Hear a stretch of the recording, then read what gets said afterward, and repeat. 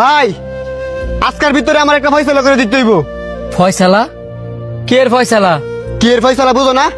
কবে তো কইতাছি আমার সম্পত্তি আমারে বুঝাই দিতা, আজকের ভিতরে আমার বাগের সম্পত্তি আমার বুঝাই দিতে হইব। সম্পত্তি বুঝাই দেওয়ার কি আছে? তুই আর আমি তো এমন তো না যে আমগর আরো ভাই আছে যা করে সম্পত্তির ভাগ দেওয়া লাগবো। ভাই 10টা লাগে না, স্বার্থপর হইলে একটাই যথেষ্ট। আর এই সম্পত্তি দিয়ে কি লাভ? আমার বাগের সম্পত্তি যদি আমার নামে লিয়া না থাকে। তুই কি কছিস সব? যা কইতাছি ঠিক কি কইতাছি, আমার বাগের সম্পত্তি আমার নামে লিখে দাও। আমি তোর বড় ভাই, বড় ভাইয়ের লোক এমনি কথা কইতে হয়, তুই কি এটা জানোস না? রাহ তোমার বড় ভাই, বাপ তো আর না।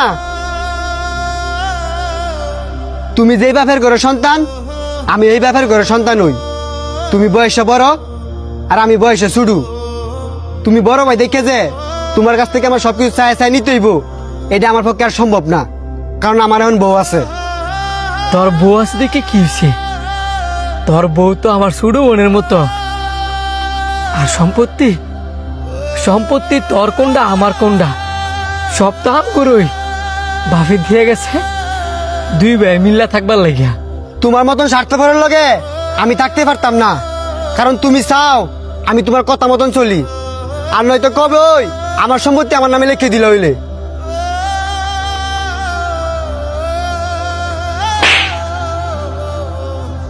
তোর সম্পত্তির ভাগ লাগবো? যা, কালকার ভিতরে তোর সম্পত্তি তুই ভাই যাবি।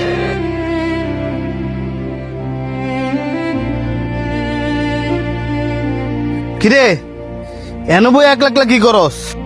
কিছু করি না। বুঝি তো তুই যেন বয়ে বয়ে কান্তাছস।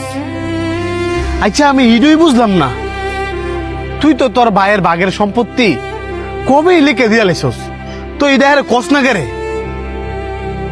খেরে জানাই নাই, তুই তো আমার ছোট ভাইয়ের স্বভাব জানোস। হ্যাঁ যদি জানে যে হ্যার বাগের সম্পত্তি আমি হ্যার নামে করে দিছি, তাহলে হ্যাঁ এই সম্পত্তি বেচে বেচে বয়ে বয়ে খাইব। আব্বাই কইছি আমরা সম্পত্তি কমানোর বদলে যাতে করে সম্পত্তি বাড়াই। আর এটাও কইছি যেদিন আমগর সম্পত্তি ভাগাভাগি হইব এদিন দুই ভাইয়ের সম্পর্কটাও ভাগাভাগি হয়ে যাবো গা। আর আজকে তাই হইতেছে। দুই ভাইয়ের সম্পর্ক যতই ভালার আর চেষ্টা করস না কে লেগা